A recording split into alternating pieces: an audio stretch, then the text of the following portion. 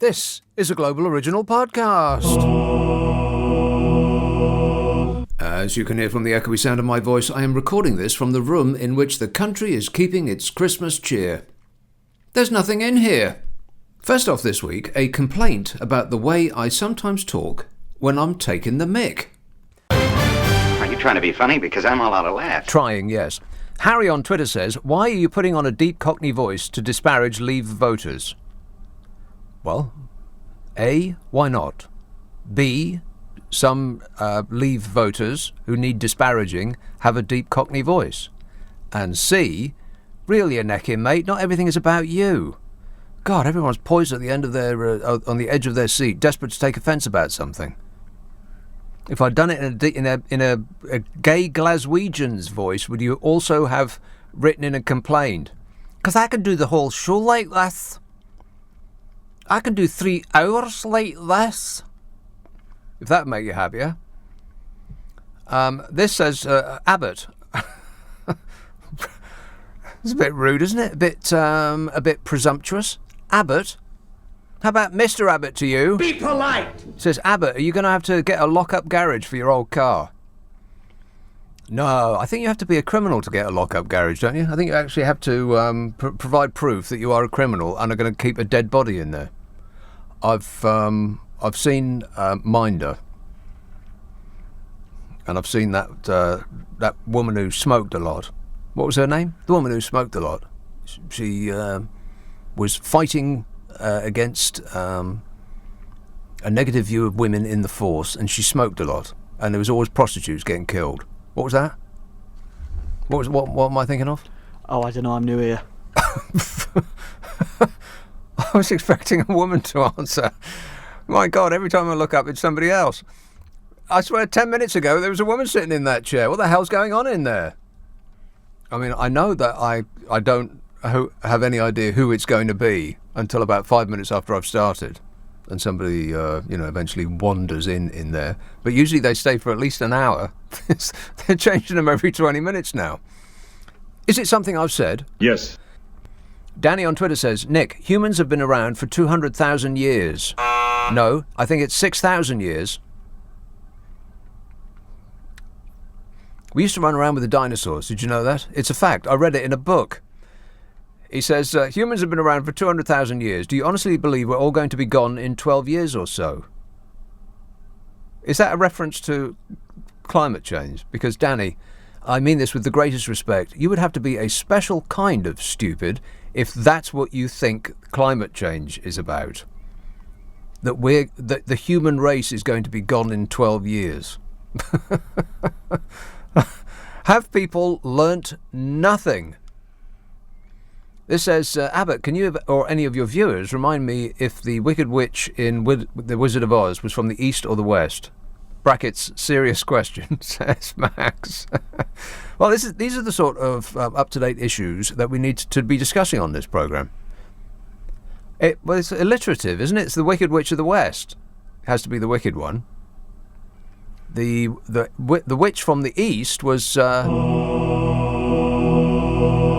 was the bright white one at the end, which was pretty racist, actually, when you think about it, because the Wicked Witch of the West was all dressed in black, and the good witch from the East was all dressed in white. Offensive.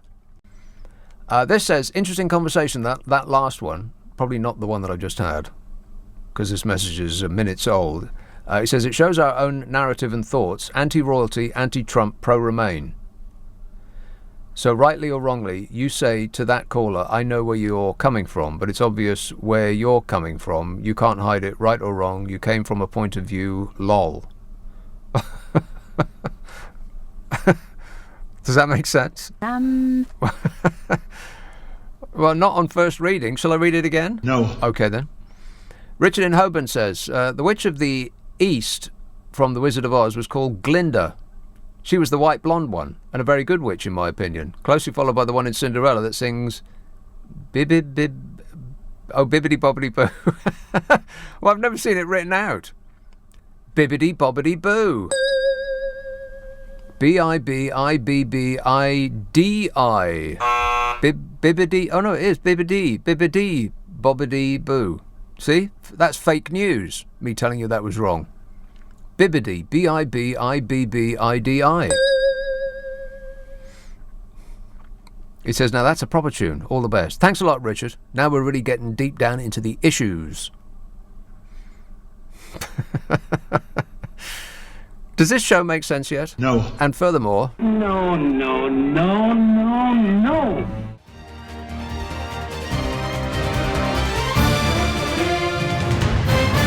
What's he got to be depressed about? Milk.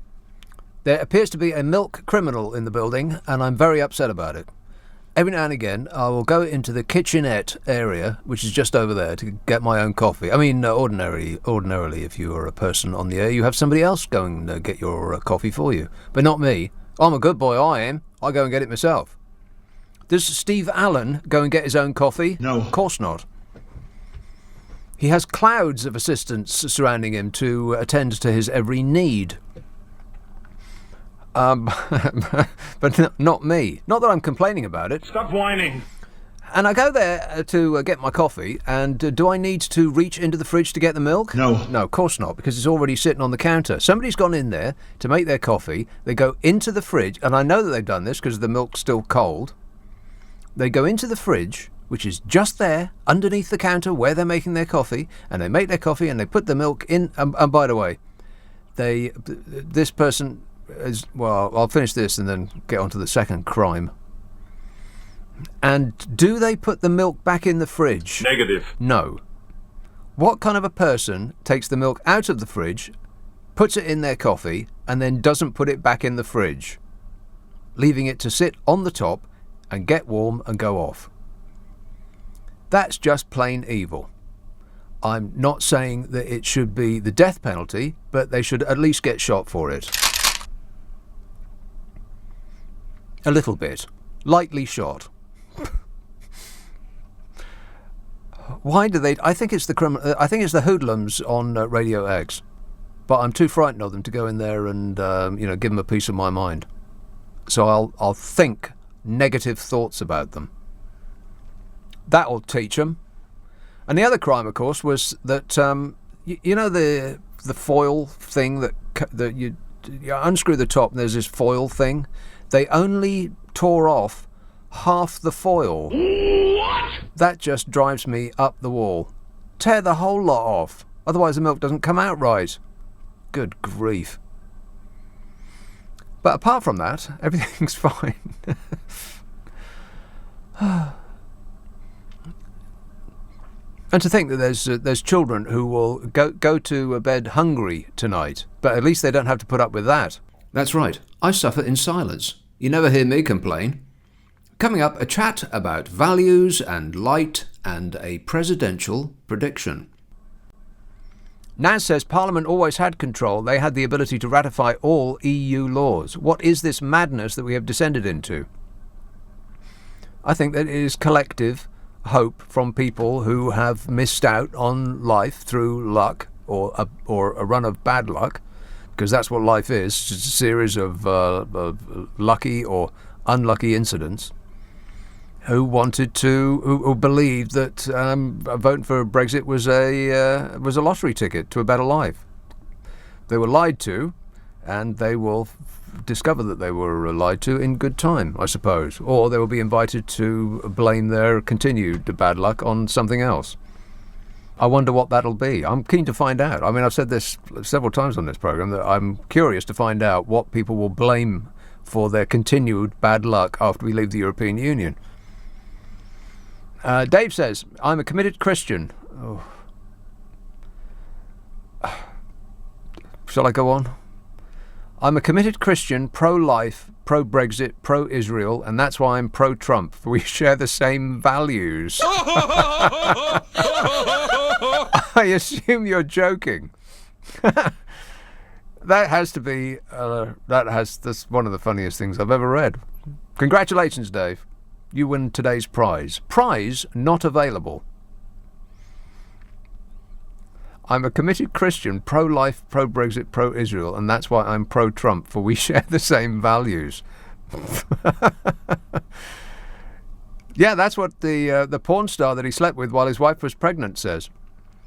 This says, or you could just give your old car to Jacob Rees-Mogg because he likes old cars. He could give it a nice home. He likes old cars, does he? He doesn't look like a car man. I could see him on a penny farthing. Maidenhead. Hello, Sandra. Oh, hi, Nick. I've been listening to your show for many, many years, but never actually rang in to speak to you. I know you're going to shoot me down. I actually rang to speak to you about Donald Trump's visit. But before I do, you said earlier about what laws have the EU brought in that nobody likes. Well, one for me is this light bulb business. You know, they put our light bulbs, haven't they? Ruined them. I mean, Sandra, please speak directly into the phone. I am speaking into the phone. Can you hear me? Well, I can now. Oh, sorry. Yeah, light bulbs. Oh, for crying out loud. Yeah, they've ruined our light bulbs, you know. But moving on about this Donald Trump visit. Are we on speakerphone? No. Right, so please speak directly into the phone. Oh, sorry. I thought I was. You're getting very excited and you're just waving the phone around in front of your face. You're coming and going, Sandra. Sorry. Can you hear me now? I can hear you now. Sorry. The thing with light bulbs is they're trying to save the planet. The amount of energy that is used up with the old incandescent bulbs is phenomenal, and you can tell that that's true because when they're on, you can't touch them, can you? All of that energy is going into heat, not light. Therefore, if you multiply that by all of the light bulbs in the country or the world, the amount of energy that is required to produce the heat, not the light, is absolutely unbelievable. So somebody had to do something, and I think you'll find the entire world is either following along or taking the lead. I don't know who did it first, whether it was the EU or not, but congratulations to them. The problem for a short period was that bulbs hadn't been invented yet to recreate the light of the old incandescent bulbs. But the light bulb industry would never have done that, just like the car industry would never have made engines more economical to run if governments of the world had not enacted regulations that forced them to do it. Okay. But can I just mention about this Donald Trump visit, please? Okay. But my father served on D-Day.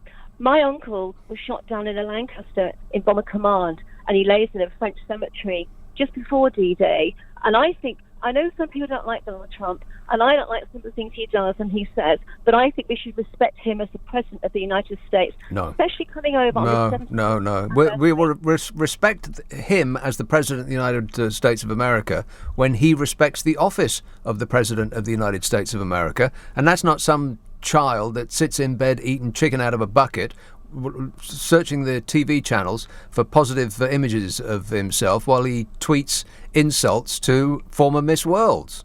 Yeah, I know. I understand what you're saying about him as a person, but the thing is, the people in America elected him to be president. He's now going to come over. Not as many as voted for Hillary, but let's just let that pass. Well, anyway, I just think we should show him the respect as president of the United States in memory of all those fallen soldiers. Oh, please, Sandra, what on earth has that got to do with the fallen from old world wars? God, let's get off the History Channel, for crying out loud. This country is still fighting World War II. I don't think we should forget World War II either. I really don't think we should forget all those people. Yeah, I know, and the Germans are all Nazis and they're coming to get us. It's just painful, Sandra. Please, stop watching the Hitler programs. I can't stand it anymore. But thanks for the call. So nice to hear from you after all this while. Juliet in Forest Gate says, I missed a bit of your show as I just had to chase my ferret Steve, who'd made a run for it upstairs. When I got back, you were talking about ferrets. What did I miss? I have 2 furry babies, Steve and Rhubarb, says Juliet in Forest Gate, which is an excellent reason to move from Forest Gate. Ferrets? Is that even legal? Or kind? I mean, I don't know what a ferret actually does in the wild, but it's probably not stays in houses. They probably run and frolic. I've got no idea. What's a ferret actually for? This says, you could always become a vegan like me. Oh, no thanks. If you use soya milk, it's less likely to get stolen. As a long-term vegan, I can confidently say that switching to a plant-based diet won't kill you. However, not switching to a plant-based diet probably will. Just saying. P.S. Did I mention I'm a vegan? Well, let me think. Yes. Yes, you did. No, I like the taste of food, therefore I can't become a vegan. Sorry about that. I mean, I was a vegetarian who ate fish for 20 years. I've done my bit. Meat. I like meat. I like the taste of meat. I like the smell of it, the touch of it, the feel of it. Alan says, I like Trump because everyone else hates him. Well, that's an excellent reason to do that, Alan. In other words, you just like annoying people. There's a lot of that about. This says, Rees Mogg has a large collection of old cars. Last Sunday he went to church in a 1936 car. But see, I think that sentence would probably make more sense if it read, last Sunday he went to church in 1936. Julian Wimbledon says, we are still affected by World War II. If all those soldiers hadn't died for our freedom, you wouldn't be mocking the President of America as you are now. We're still affected by World War II. How? I mean, apart from it filling up the History Channel for 24 hours a day, how are we affected still by World War II? There's a large number of people who are still absolutely obsessed with the Nazis. Like, it's the only thing we ever won. Barry in Southgate says, as Donald Trump cannot stay at Buckingham Palace, keep up his ego by getting Prince Philip to pick him up at the airport. Pick him up at the airport. Yeah, I think that they should get Bjork to pick him up at the airport. 0345 6060 973. That's quite an old reference now, but it's worth looking up on the World Wide Wait if you haven't seen it yet. Dave says, so what? So what? So What is an album by Joe Walsh. Rock and roll! I thoroughly recommend it. He says, so what? Donald Trump may have slept with a prostitute, but the beauty of the Christian faith is forgiveness through repentance. Mr. Trump has a good heart.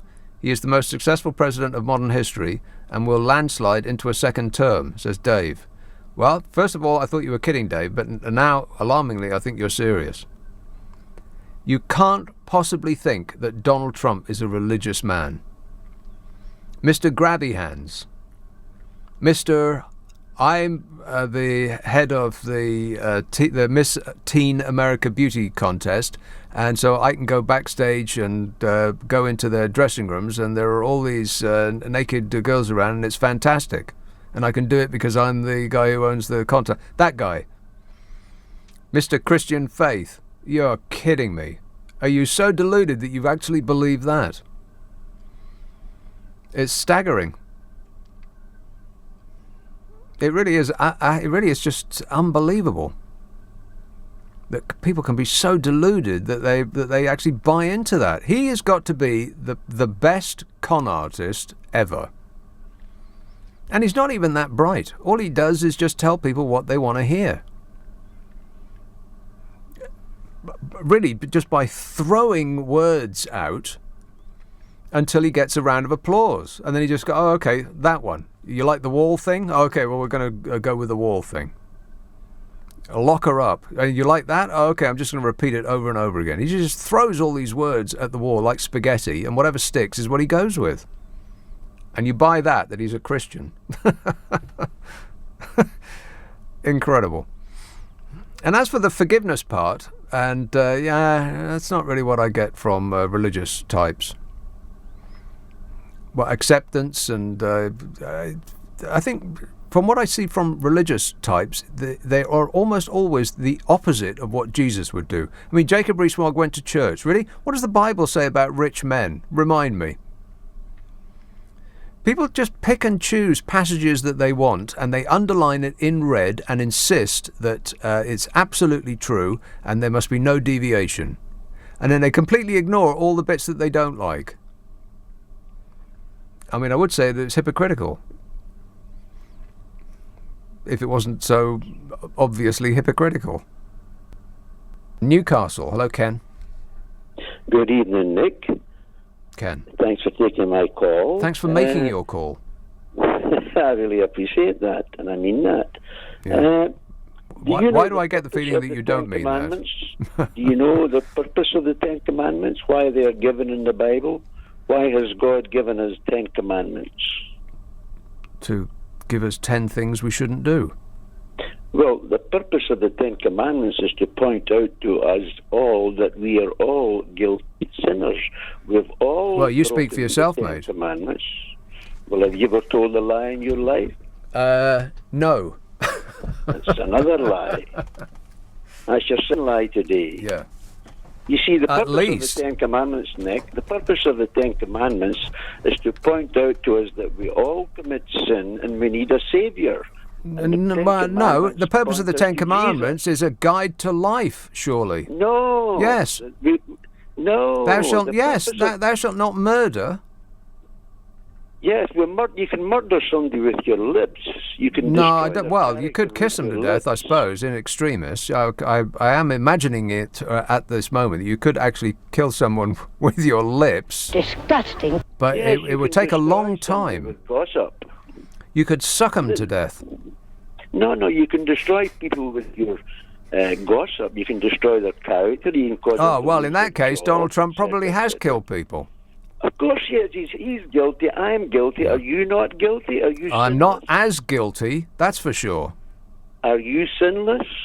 I'm not as up to my eyeballs in sin as he is. No. Are you sinless? Is this the same question again? I refer you to the Yes, answer I you're gave not some moments answering. ago. Have you committed sin in your life? It's the same question again. Well, you won't answer it. I did. I answered it like 3 or 4 times now. I am not as guilty as he is. Have you committed Oh sin? my God! The same question again, Ken. Are we? You are a murderer. I think that you. I'm a murderer. Oh, okay. All right, guilty. Slap the cuffs on me, officer. I confess. Painful. Patrick in Guildford says, "You milk bandit, Nick." What? Oh, you're milk bandit. See, not me. I'm a good boy. I am. I put my milk away when I'm finished with it. He says, your milk bandit is the same calibre of jackass I once had to put straight when I was sharing a flat as a student.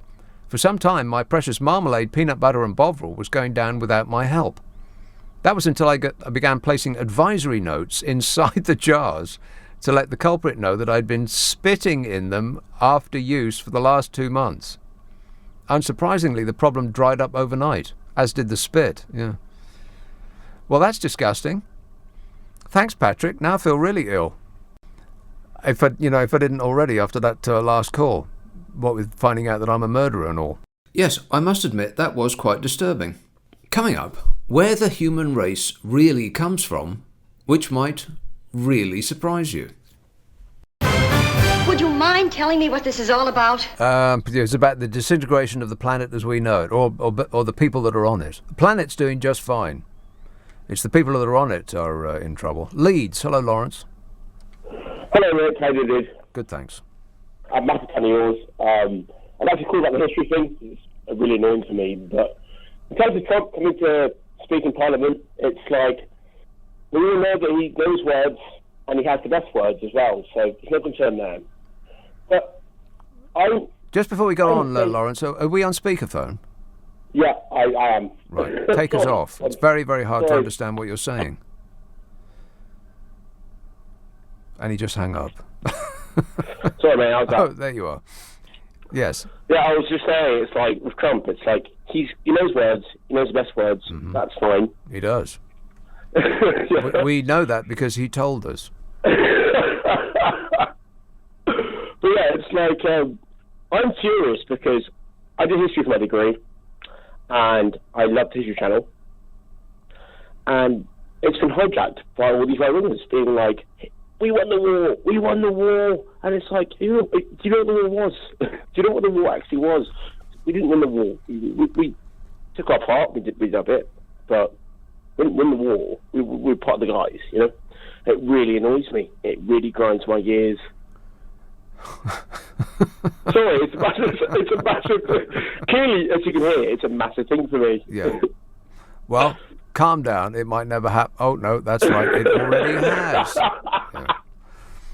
I just get really tired with the people that are still fighting the Second World War, and they just harp on about it, on and on about, we want to go back to when the bombs were falling and there was no food, the good old days.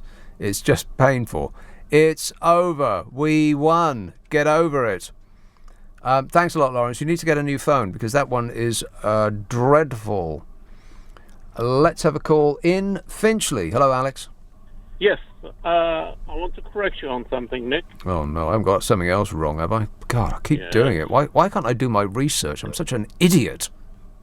Okay, Moses goes up to the mountain, comes down with 10 things written on tablets. Yeah. These are not the commandments. He breaks them, he goes back up and comes down with a second lot on the of commandments, which are totally different to the first lots. Really? Yes. What did the second lot say? Second lot was more to do with how you should, don't think something along the lines of... Don't spit on the top deck of the bus? No, don't feed somebody else's milk to your calf or something. Right, don't steal. Well, no. Yes. To do with giving some other steal. Animal's milk. No, don't steal. Your calf. Don't steal. Yeah. It's not stealing. Well, I think giving somebody else's milk to your own calf, that sounds like stealing. Unless, of course, you have their permission. It's got nothing to do with calves or somebody else's calf. It's some other calf, some other cow's milk to your own calf. Yeah, stealing. It can be like you're the cow you own already. Something along those lines. I can't remember it, but... I'm glad you brought it up. I'll email you with it. No, thanks. No, I but don't... it's not the right commandments. It's not the right commandments. They're not... so now you're... Right, so you're serious about me not reading out the right commandments? You did not read the right commandments. But there aren't any right commandments. There are just the commandments, surely. No, there's two versions. Well, what's the rest of the second one then? It's just weird. You just have to. It's more to do with what priests want from people rather than what God wants from people. But don't you think that the first issue would have been the ones that were the most important? Apparently not. Says who? I agree with you. Says who? The priest who read the second lot.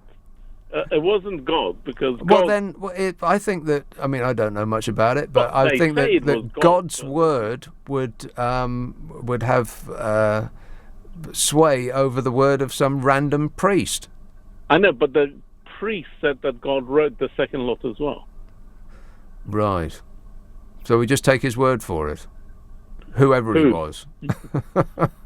Well, you have to read the Bible in order. Oh, well, forget it then. I'll wait till the video comes out, Alex. Too many words.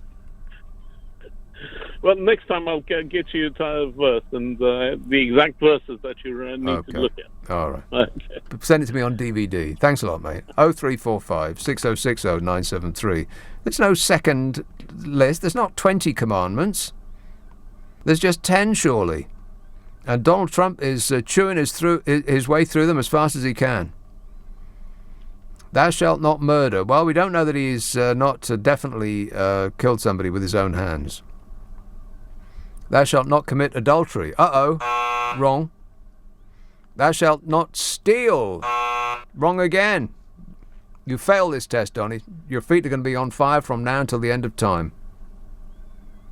Thou shalt not bear false witness against your neighbour. Well, we know you fail on that count. Liar! And as for coveting your neighbour's ass, well, awful. 0345 6060 973. Let's have Aberdeen. Hello, Keith. Hi there, how are you doing? Good, thanks. I'm phoning up, I just wondered what your take was, or if you'd even heard of the ancient astronaut theory with regards to religion and God and what have you. What, E.T. came down and scrambled the minds of the cave dwellers, and they thought that it must be God, and that's all. That's fast forward to today, and Donald Trump's is the world's best Christian. You're not far wrong. But yeah, basically, the ancient alien theory is that around about 40,000 years ago, a group of aliens called the Anunnaki, which they now say was the fallen angels, came to Earth and created the first ever humans by crossbreeding their own DNA with early Homo erectus, and that we were originally created as a slave race. Now, in the Book of Enoch, I don't know, I mean, there's only one mention of the Book of Enoch in the Bible, but in the Book of Enoch, it actually speaks about the Anunnaki in the Book of Enoch, and in the Bible it mentions the Nephilim. Now, the Nephilim were supposed to have been the offspring of when the Anunnaki returned to Earth and bred with the female humans. And the Nephilim were giant people on Earth at the time. So it's really I've heard of Fields of the Nephilim, but that was an old doom rock band. rock and roll! Other than that, I've got no idea what you're talking about. Other than Robin Williams used to say "nanu nanu," which sounds a lot like what you just said. Yeah, no, it's quite an interesting theory, you know. There's a program I've watched, and you can actually watch some of the videos about it on YouTube. It's called The Ancient Aliens, and it's been on now for about 7 years. It's on the History Channel now. Oh, no. On a Wednesday night, and it is really, really interesting. But it goes around different parts of the world, Peru, South America, and it tries to identify all these massive, huge megalithic structures around the world, and who could have actually moved rocks that weighed 100 ton 20,000 years ago, you know. And where did the Sumerians come from, and how did they suddenly become so clever, you know? So it's really. And where are they now when we need all those smarts? Yeah. Well, they reckon that the aliens stayed here, and because we came from them, we really don't recognize them because they look so much like us. But I mean, some of them look like us. Some of them are a funny colour. Oh, shut up! Keith, I'm going to have to go, but thanks for that. And that's it. If you subscribe to this podcast, you'll find the next episode gets squirted up your life as though by magic sometime in the new year. I'll take a break over Christmas. It'll come back very early in January. Same applies to the podcast that I do with Carol McGiffin called What's Your Problem with Nick and Carol? There's a special bumper Christmas edition out now.